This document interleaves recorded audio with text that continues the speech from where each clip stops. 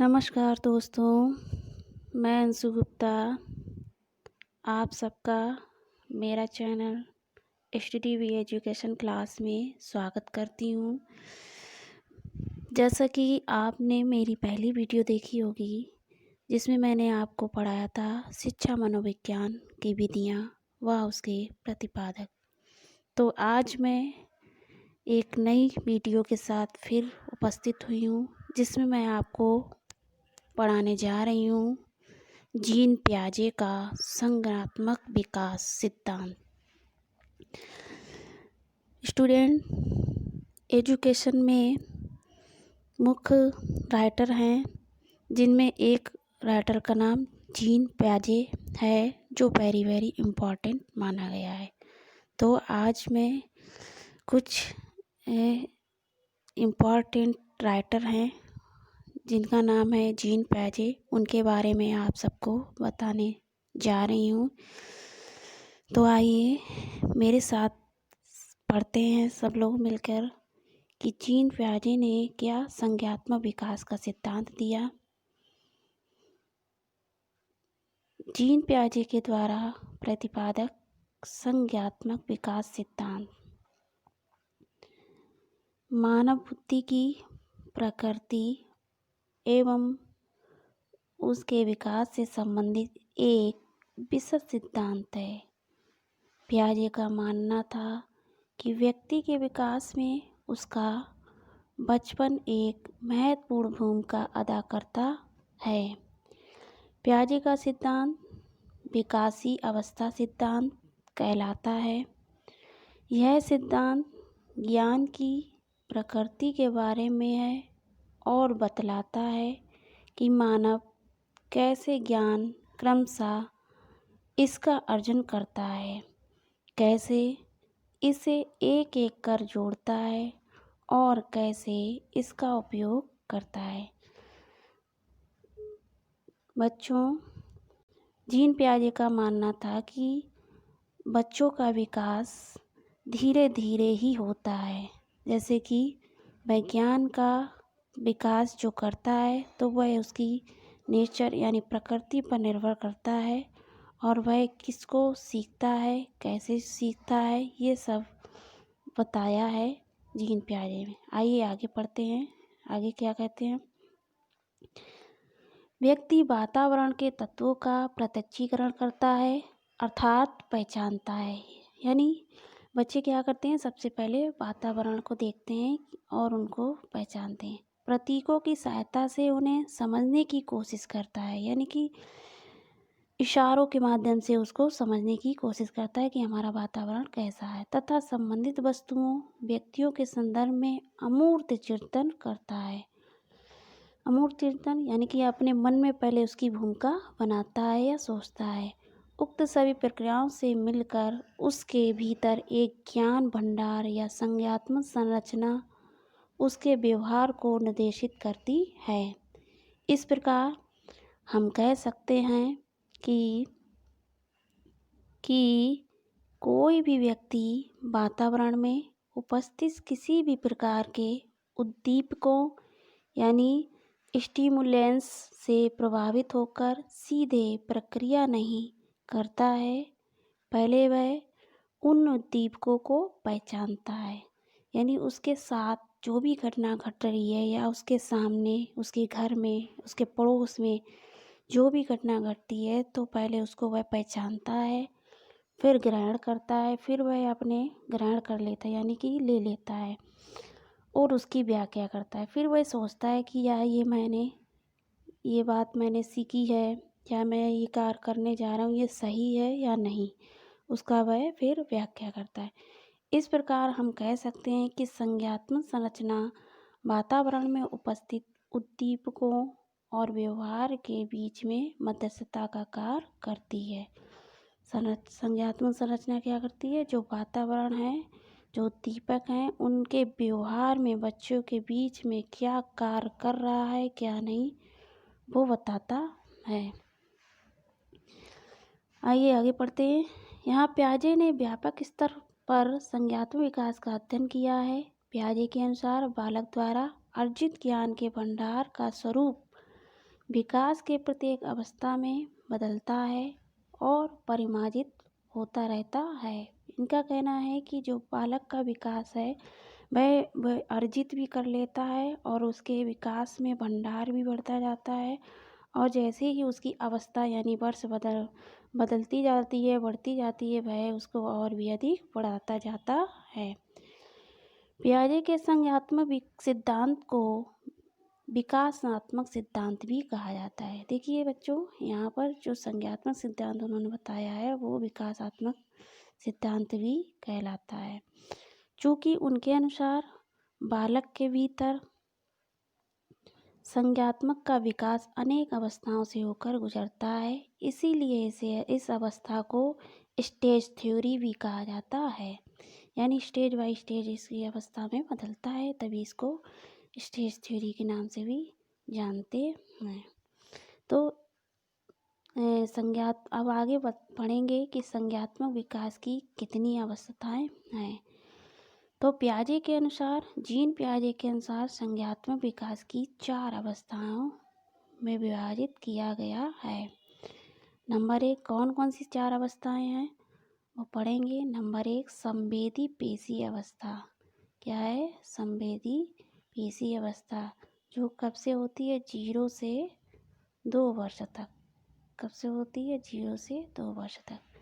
दूसरी होती है पूर्व संज्ञानात्मक अवस्था, जो कब से होती है? 2 वर्ष से 7 वर्ष तक। कब से होती है? 2 वर्ष से 7 वर्ष तक। नंबर 3 होता है मूर्त संक्रियात्मक अवस्था, जो कब से है मानी गई है? 7 से 11 वर्ष तक। 11 वर्ष तक।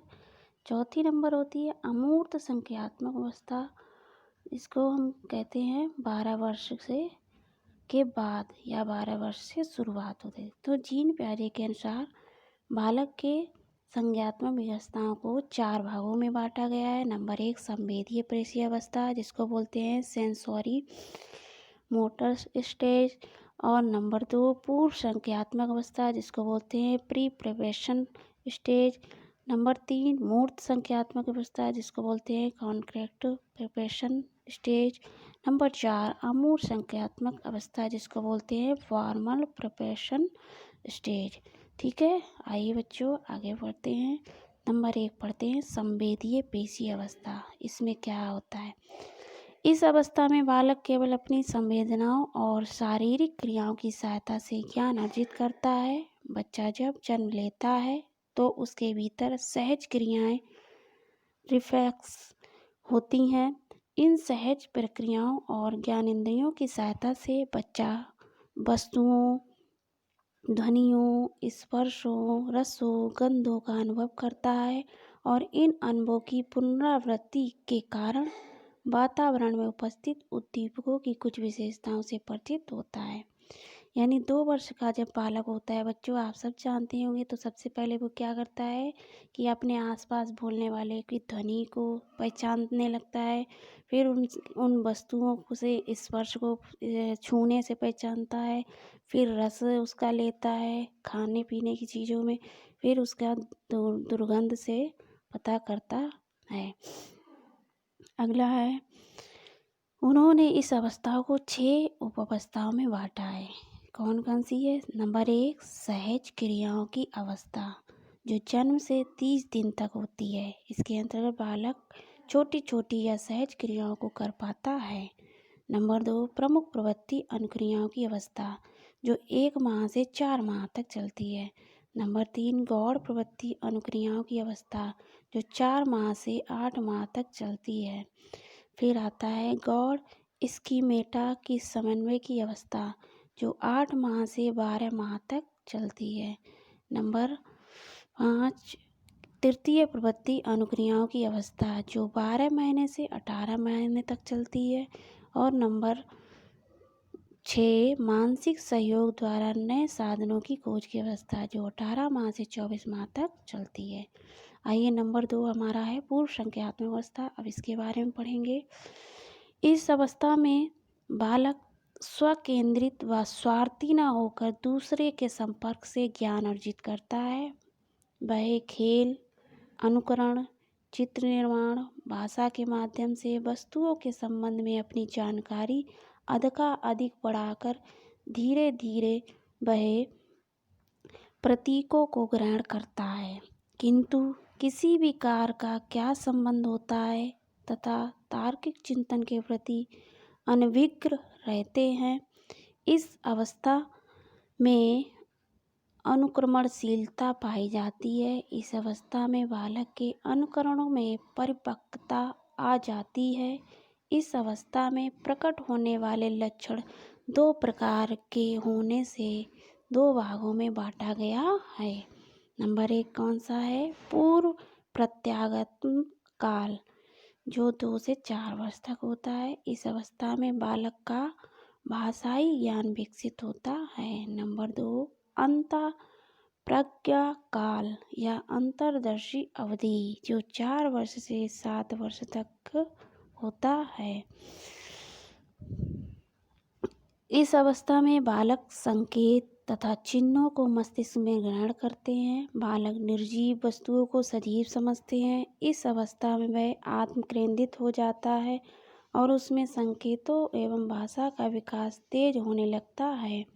इसके अंतर्गत बालक छोटी छोटी गणनाओं जैसे जोड़, घटाना आदि सीख लेता है और संख्याओं का प्रयोग करने लगता है।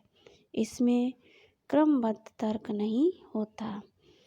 आइए नंबर 3 पढ़ेंगे, मूर्त संख्यात्मक अवस्था। मूर्त संख्यात्मक अवस्था क्या है? इस अवस्था में बालक विद्यालय जाना प्रारंभ कर लेता है। वस्तुओं एवं घटनाओं के बीच समानता, भिन्नता समझने की क्षमता उत्पन्न हो जाती है। इस अवस्था में बालकों में संख्या बोध, वर्गीकरण, क्रमानुसार व्यवस्था, किसी भी वस्तु व्यक्ति के मध्य पारस्परिक संबंध का ज्ञान हो जाता है। वह तर्क कर सकता है। संक्षेप में वह अपने चारों ओर पर्यावरण के साथ अनुकूलन करने के लिए अनेक नियम सीख लेता है। तो बच्चों, यह मूर्त संख्यात्मक क्या है कि वह धीरे धीरे विद्यालय जाना शुरू करेगा और फिर वह विद्यालय जाना के बाद उसकी वस्तुओं, उसके सामने हो रही घटनाओं, उनके सामने जो कुछ भी होता है उन सब में वह उसकी क्षमता यानी कि वह अपने ऊपर ग्रहण करना सीख जाता है और संख्याओं का भी बोध कर जाता है। तो इसी को हम कहते हैं मूर्त संख्यात्मक अवस्था। अब आता है औपचारिक या अमूर्त संख्यात्मक अवस्था। यह अवस्था 12 वर्ष के बाद की है। इस अवस्था की विशेषता निम्न है। नंबर 1 तार्किक चिंतन की क्षमता का विकास। नंबर 2 समस्या समाधान की क्षमता का विकास। नंबर 3 वास्तविक अवास्तविक में अंतर समझने की क्षमता का विकास। नंबर 4 वास्तविक अनुभवों को काल्पनिक परिस्थितियों में ढालने की क्षमता का विकास। और नंबर 5 परिकल्पना विकसित करने की क्षमता का विकास। औपचारिक में क्या है कि वह अपने आसपास जो भी हो रहा है उन समस्याओं का समाधान की क्षमता उसके अंदर आ जाती है। क्षमता मतलब सहने की शक्ति उसके अंदर आती है।